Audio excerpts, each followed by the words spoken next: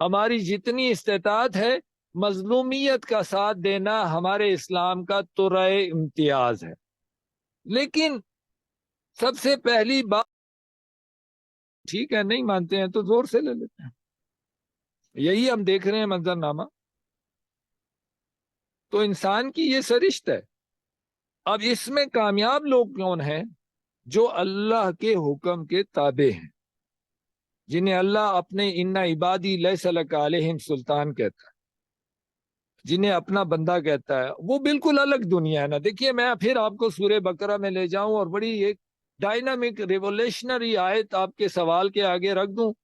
آپ بالکل حیران ہو جائیں گے کہ جب اللہ ایسا چاہتا ہے تو پھر تو کوئی سوال ہی نہیں بنتا ہمارا. سنیے آیت. اعوذ باللہ من الشیطان الرجیم، بسم اللہ الرحمن الرحیم. بڑے دل کھول کے سنیے، سارے مسئلے کا حل ہے اللہ کی طرف سے. زین للذین کفروا الحیات الدنیا ویسخرون من الذین آمنوا. سنیے آیت. زین للذین کفروا الحیات الدنیا. اللہ پاک کہہ رہے ہیں جو لوگ میرے نافرمان ہوں گے، یہ دنیا ان کی ہے، وہ اس دنیا کی اٹریکشن کے حصول میں دوڑیں گے، وہ میرے کسی قانون کی پرواہ نہیں کریں گے. اس لیے کفرو کا لفظ لگا دیا نا، کافر ہوں گے. کافر کہتے ہیں نہ ماننے والے کو، جو میری بات نہیں مانیں گے دنیا کی اٹریکشن کے پیچھے میں انہیں لگا دوں گا. ٹھیک ہے. وَمَن يَعْشُ عَن ذِكْرِ الرَّحْمَٰنِ نُقَيِّضْ لَهُ شَيْطَانٌ فَهُوَ لَهُ قَرِينٌ.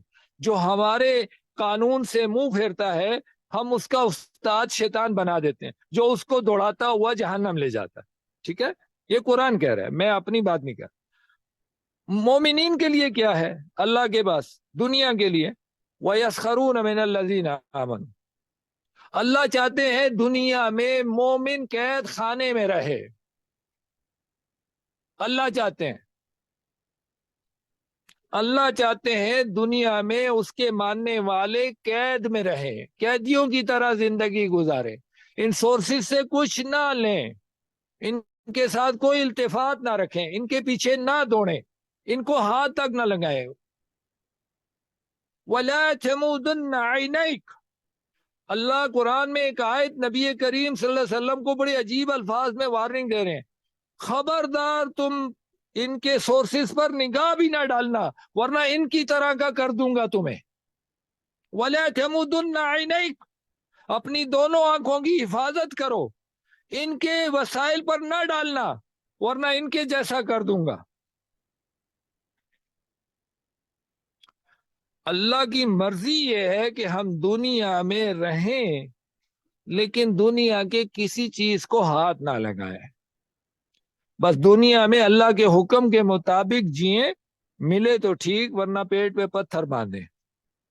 چیتھڑے لڑکے ہوئے کپڑے پہنے، اس میں کوئی بے عزتی نہیں ہے، لیکن اپنی جنت پہ فوکس رکھیں. یہ اللہ چاہتا ہے. میں نہیں کہہ رہا، آپ مجھے یہ نہ کہیں کہ آپ ہمیں جنگل کے دور میں لے جا رہے ہیں. اللہ کے رسول نے کہا ہے تم جنگل جاؤ گے تو بچو گے، میں نے نہیں کہا. تو عزیزان محترم بات ہو رہی ہے ہم کیا کریں. ہم اگر سیولائزیشن اور اکاموڈیشن اور اٹریکشن یا فیسیلیٹی لائف یا یہ ساری چیزیں آج کی سہولیات ہم حاصل کرنا چاہتے ہیں اور ان کو انجوائے کرنا چاہتے ہیں تو ہمیں اس کی قیمت دینی ہے. اور وہ قیمت کیا ہے؟ ہم کیپٹلسٹ کے سلیوز ہیں اور ہم اس کے لیے رات دن کما رہے ہیں. وہ ہمیں پیٹرول دیتا ہے، وہ ہمیں بجلی دیتا ہے، وہ ہمیں انٹرٹینمنٹ دیتا ہے سوشل میڈیا مین اسٹریم کے ذریعے سے، وہ ہمیں لگژریس لائف دیتا ہے، وہ ہمیں آرٹیفیشل ٹیسٹ دیتا ہے، اور ہم ماڈرن ایج سلیوری کا شکار اس کی تجوری بھرتے ہیں رات دن اپنی محنت سے. سو کیری آن.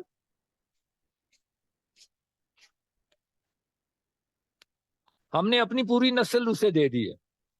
ہماری آج کی ماڈرن نسل جو ہماری جدید یونیورسٹیوں میں پڑھ کر ڈگریاں لے کے جوان ہوئی ہے، وہ دینی طور پر خالی ہے. وہ کہتی ہے مذہب کیا ہوتا ہے؟ یہ تمہارے بوڑھوں کا بنایا ہوا ایک شکنجا ہے. مجھے ایک لڑکی اچھی لگتی ہے، میں اس سے پیار کرتا ہوں، میں اس سے شادی کروں نہ کروں، میں اس کے میری گرل فرینڈ ہے، بس ہماری زندگی اچھی گزر رہی ہے. جب ہم ایک دوسرے کو نہیں چاہیں گے جدا ہو جائیں گے. یہ نکاح مکاح کیا ہوتا ہے؟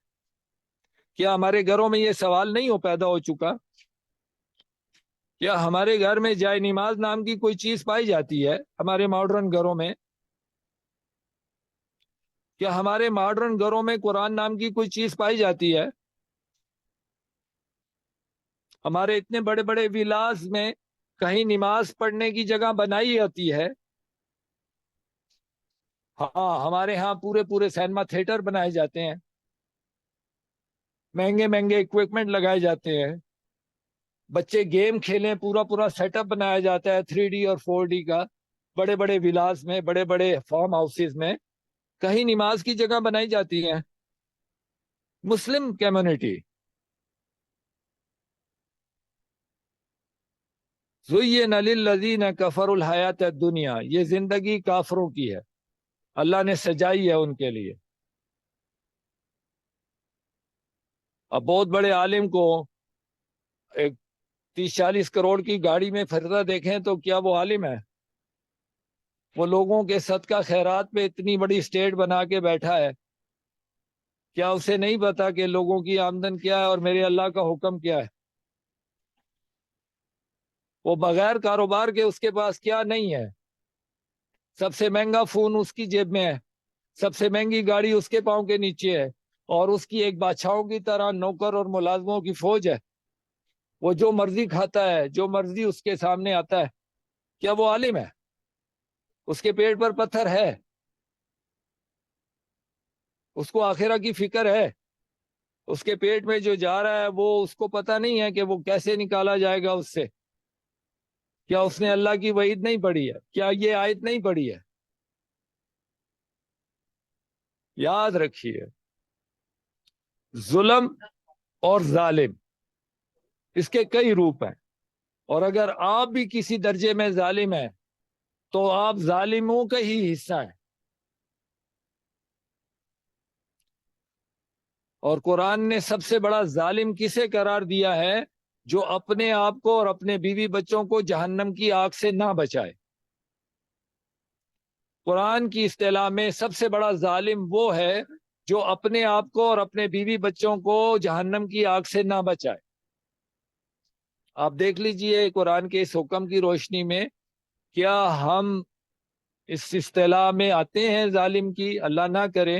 اگر آتے ہیں تو پھر ظالم بڑا ہو یا چھوٹا ہو ایک ہی پیج پر رکھا جائے گا. سر آپ نے جو کہا اس دنیا میں ہمیں ایک پرزنر کی طرح جینا ہے، سر یہ جی سوال آپ کا ڈیفینیٹلی کوائٹ ویلڈ ہے.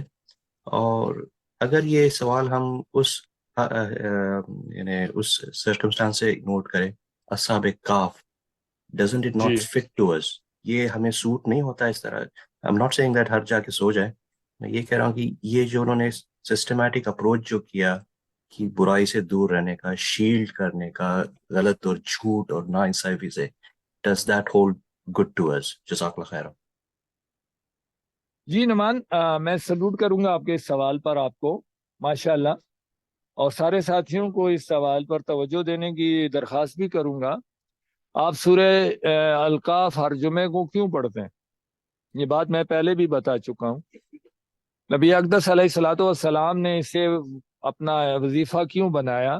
صحابہ رضوان اللہ تعالیٰ علیہ مجمعین نے اسے اپنا وظیفہ کیوں بنایا؟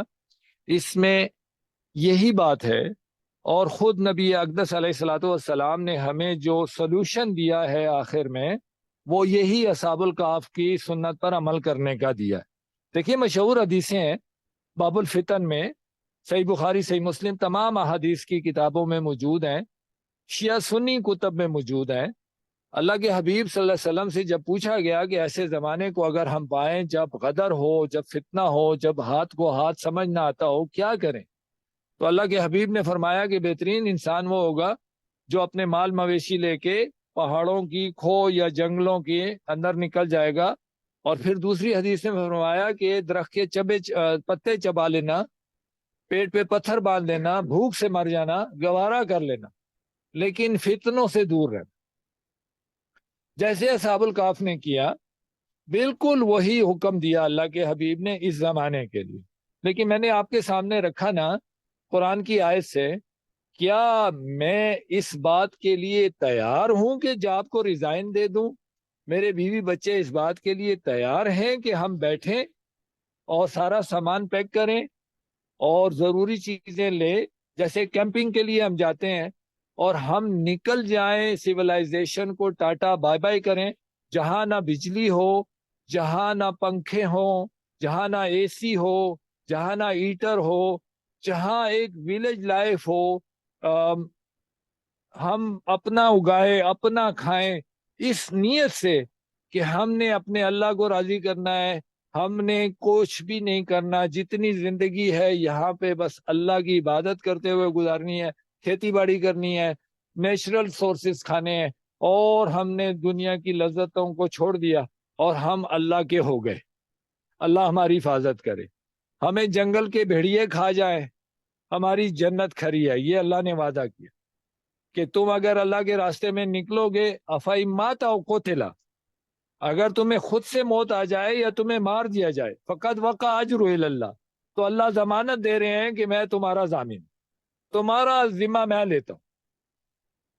تم اگر میری رضا کے لیے نکلے ہو اور تم نے فتنوں کو چھوڑا ہے تو میں تمہاری گارنٹی ہوں۔ فقط وقع اجر اللہ، فقط کا صیغہ ہے، یہ 100 ٹائم گارنٹیڈ ہے کہ اللہ تمہارا ضامن ہے، اللہ تمہارا وکیل ہے، اللہ تمہارا پوچھنے والا ہے۔ سیدھی سی بات ہے۔ بہت شکریہ جی ناظم۔